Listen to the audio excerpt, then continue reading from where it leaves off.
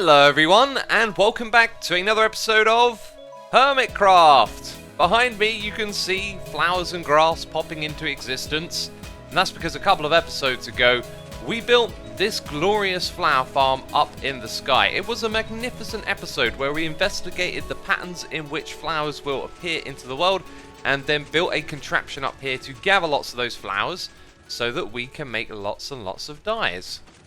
Now, the project was workable, but in order to complete it, I needed to make some modifications. For example, at the end here, instead of hoppers, we now have water streams to push all of the items into this little water elevator. And yes, I decided to build it out of leaf blocks, okay? I wasn't going to focus on aesthetics at all around here, I just wanted to make something functional. And that's what we have achieved, because up here, we have a filtering system using some redstone to take seeds and put them into these barrels. They then get put into composters, and that means that we convert some of the seeds the farm is making and producing back into bone meal for making more flowers and more seeds. Now, unfortunately, this didn't work 100%. I'm not really sure why, but some of the seeds managed to get past the filtering system, which is a little bit annoying. But we can still recycle them, as you can see here. Look at this, collecting stacks upon stacks upon stacks of flowers. That was actually the name of that episode, right? Number 899, which reminds me the last one was 900. What a milestone. Thank you for all your support, everyone, over the years. I really hope you enjoyed that one. But anyways, I still have a couple of things to remark on over here. One of them is the redstone. There's no surprising that that's been rewired. As you can see, the farm has now been turned off, and we actually have a little lever down here to activate it at the front, which is convenient. So then I can turn it back on again, and when I turn it off, it will make its way to one end, it will make its way back down again, and park itself over here. And last of all, you may notice that I have removed the hoppers that used to point into these chests for distributing bone meal. I also toyed with the idea of creating a distribution system to take the bone meal from these barrels and put them back into these chests, but the problem here is that it just doesn't produce enough that it would ever be backed up and equally distributed. Anyway, our problem with the chests is that these have two hoppers underneath them, so when I put this item in here, it gets drained two at a time. The problem with having a chest above is that it only feeds in one item at a time into the chest, and therefore it's only one of the hoppers below that takes that away. So when I fill this farm up with bone meal, I need to split it evenly among these chests so it gets properly distributed. And with that project finished, it means we can go over there anytime we need some flowers or dyes. And look at what I collected with just a little bit of bone meal over there. That is fantastic. You know you're at the gold farm when there's just random rotted flesh lying around on the ground. Here's the deal, that flower farm is up in the sky, and I almost wore out my wings. Someone pointed it out to me on a live stream. I'm very fortunate to have them watching, because I could have plummeted out of the sky and died, and I had a backup elytra that doesn't have unbreaking, and that too is in need of repair. But yes, anyway, up to the gold farm we go to do some repairs, and there we go. All tools and armor repaired, and I got a boatload of XP. You know what is an inconvenience in this game? Dying, and I just went post-mortal, as you'll see down there, because my wings didn't activate when I leapt off of the gold farm, even though I've got them equipped. Must have been some sort of connection issue. I really like the idea of just playing with this on the offhand. You know, if ever I run into an issue like that again, I don't have to worry about running up there to collect all of my items. And for context, this is Impulse's Totem of Undying shop, and in the last episode, if you remember, he gifted us a Totem of Undying. Since I was in the area, I figured we'd check our diamond sales, and it was just this morning I was thinking I really should have done some bone meal farming overnight so we can stock up the flower farm. Well, we got some ink sacs, that's cool, but someone has brought us out entirely on the bones. We need to get more of these things in here. Look at them. They're raking in the diamonds. We are approaching 80 levels of XP, and that's taken me probably about an hour and a half. I've been doing other things, and I've been recording all of this with the time-lapse mod, and so I thought, what does an hour of farming look like in a replay? And yeah, the results aren't really that great. Not every editing idea you have as a content creator always works out, but I just felt like including this one because it was a rather peculiar approach to showing you skeleton farming, something that isn't terribly interesting. Anyway, I've got this little extra trapdoor here on a temporary basis, and thanks to the replay mod, I realised, okay, I have an axe now, I can actually go through here, block that off in case any mobs from the outside came into this area. And so it looks like we have a caving issue somewhere around here. Now there is a path for any mobs to come down here. I was wondering if any were going to start to wander this way. Yep, time to go, time to go. Okay, bad news, bad news. Oh, there was a lot of mobs up there. Every single one of those mobs was one hit kill, which I think means that they're spawning in these ledges up the top and then falling down because they have less health and I can one hit kill them. Oh, jeez! Okay, I heard that one fall down. Oh, jeez! Anyway, the point was I hadn't done a good job lighting up this ravine, and you know, we need to be considerate when we're AFK that all our caves are lit so we don't have lots of mobs spawning in them. The looting enchantment is fantastic. I forgot just how many bones you can get from this. So our bone chest over here is stocked up, so is the one next door, and this one over here. And we got ourselves a shulker box full. So we have been very productive so far today. So we are all restocked and ready to go. And the next thing I want to do is jump down into the mines and get to work using our rock shop and the furnace setup that we got over here. Because I'm going to add a new material to our building palette back in the jungle base. And that is this smooth stone texture over here. It's also very popular. This has been one of our best-selling materials, so I think what I should do is start working on converting all of this stone with the furnace and mine up a whole bunch more.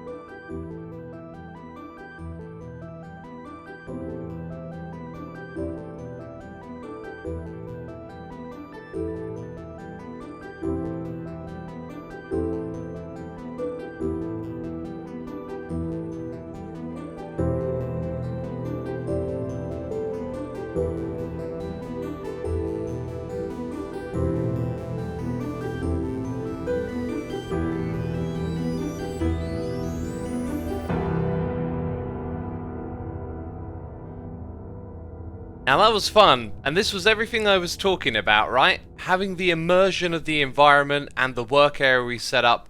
I forgot to press this though and collect all of my items. And that means that more of it's got smelting to do. Well, looks like I'm going to be hanging around here for a little bit longer.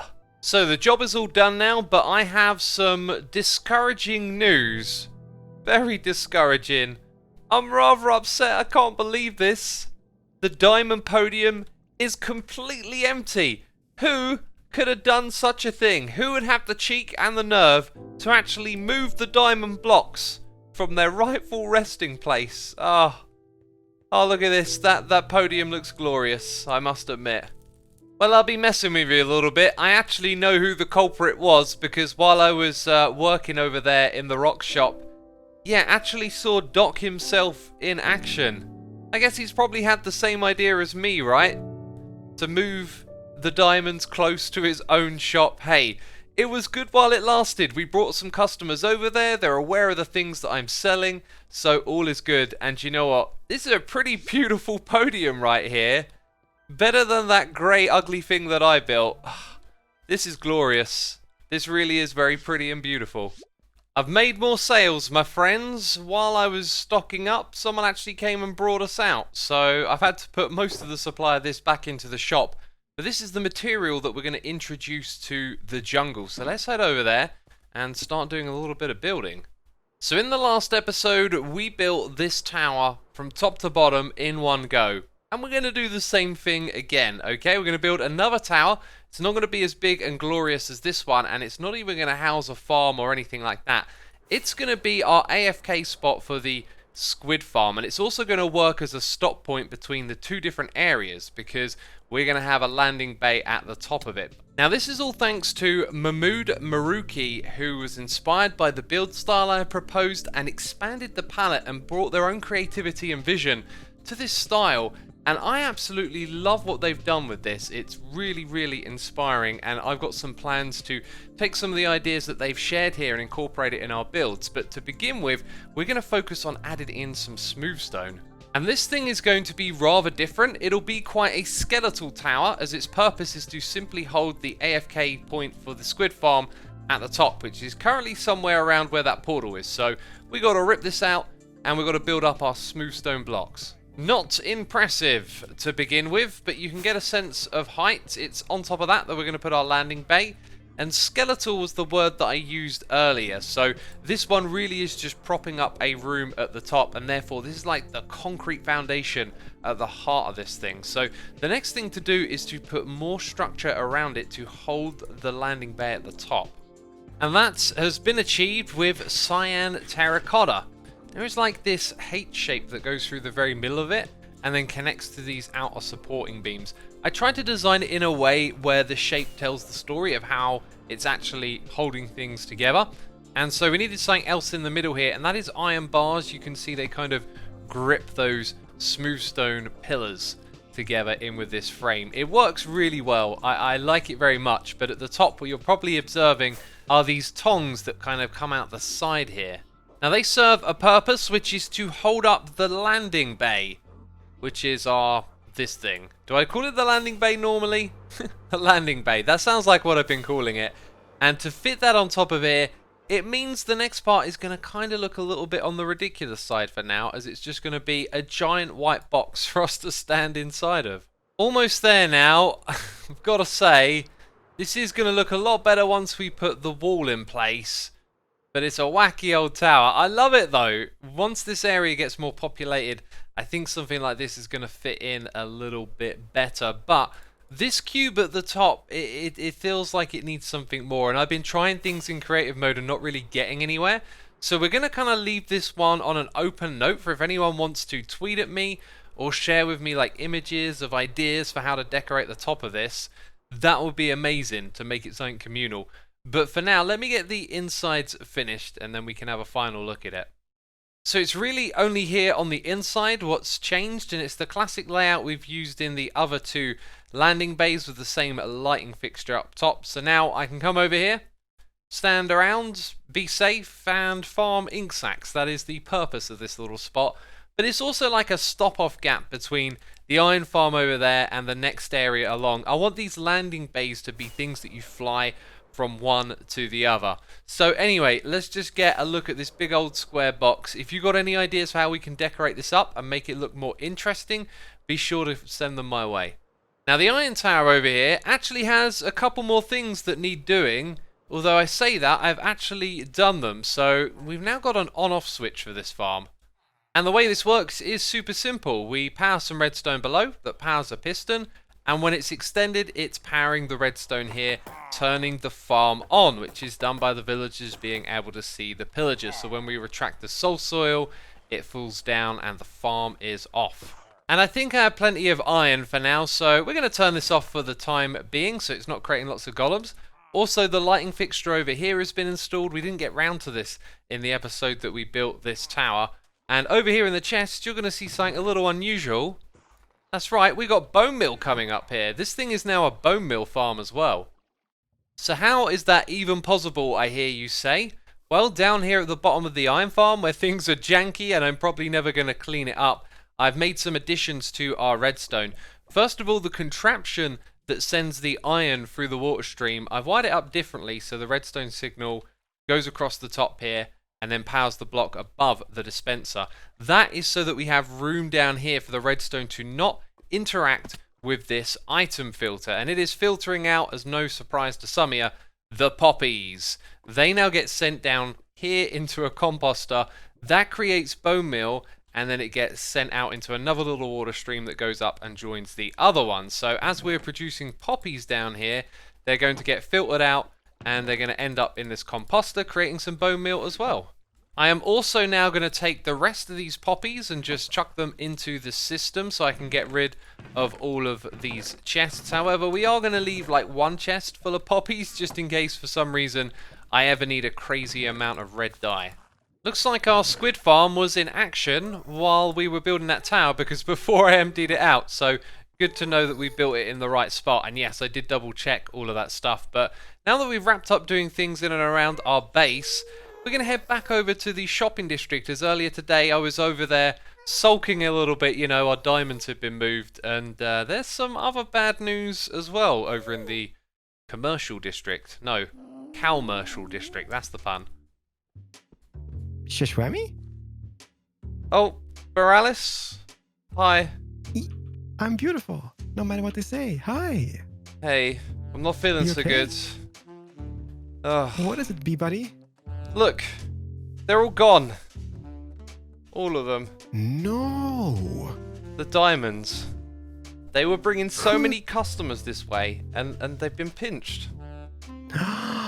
Have they been stolen? Yeah. Who took him?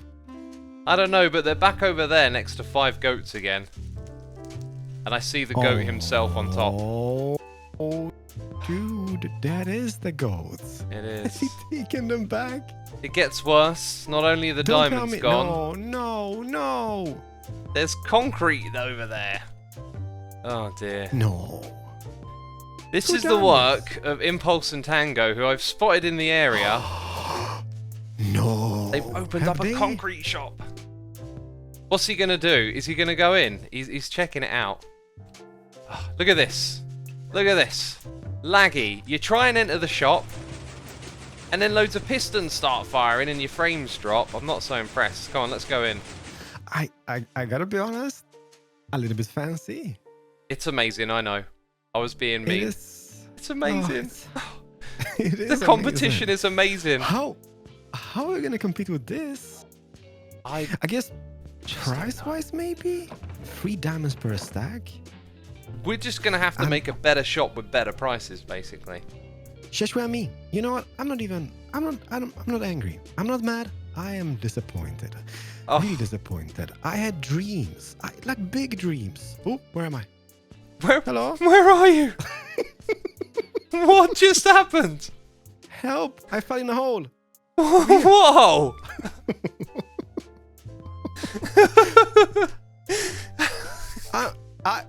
Stop it! Stop it! I'm even more angry now. Here's what we're gonna do. We're gonna go and fire up that machine right now. You're still not allowed to touch it, but you're gonna see it in action. I want to touch it. I really want to touch it. Please fire it up, because look at that. They've got a shop, we've got a scaffolding. They've got a shop, we've got a scaffolding. You need to fire it up. So of course we've headed over here to do exactly that. The concrete machine has been put into action, and it wasn't without a few bumps and hurdles along the way. There were some issues with this that I'm going to talk you through. However, we got there in the end, which is the most important thing. It took probably about 2 to 3 hours to convert all this concrete, and it was quite a fascinating sight to watch this thing in action as well, because we had such a jumble of different colours coming through. It really made for a great time lapse watching these colours kind of randomly form into blocks and then get blown up and put into the storage down below. And so down here it looks like an absolute mess, because all the blocks are in a complete jumble. But when I get round to sorting them out, then we're going to be able to see if this thing did its job or not. Because like I said, I actually ran into some problems. I was a little bit worried about some of the blocks not actually getting converted, and I'll explain exactly why. So I believe it was simply because there were just too many people online and the server was struggling. As you can see, somehow some pink concrete got placed the other side of the piston over here, and this was because things were just going a little bit funky. And so it would dispense me more concrete than I could place, and that would cause the concrete to build up here. And so I added in hoppers to try and pick them up if I couldn't. And you know what? I realized the thing you had to do was to slow the machine down, which you can do with this repeater here. So I had some ideas about rebuilding all of this, but it just came down to monitoring the server performance and then adjusting this accordingly. So you can see it slows down here, and with that the machine actually runs fine. It doesn't give you too much concrete powder and it doesn't end up despawning on the ground. So you just have to take note of how many people are online and then adjust this repeater. Nothing is ever that smooth in this game. I am still having troubles that I just can't quite figure out. As we open these boxes, you'll notice that some of them are missing quite a few blocks. Now, white is because that's currently being done, and so is pink as well, but there are losses from using this thing. Not always. You can see sometimes there is a full chest. This one here is almost full, but then, yeah, there are blocks missing. It's kind of concerning, and I don't know why. Those materials are now all safe and sound back here at our storage area, which... You know what, I'm not in a rush to expand, but I'm looking forward to it. I'm doing surprisingly well. Although I've got these big old junk chests over here, I'm actually doing a good job of keeping my shulker boxes relatively organised and living out of this chaos. It's doing alright so far, and I'm happy with it. But anyway, as you might have guessed, we're kind of getting towards the end of this episode, so I'm going to be wrapping it up right here. If you've enjoyed it, please do leave a like. As always, thanks for your support. And I'll see you soon in the next one. Bye bye.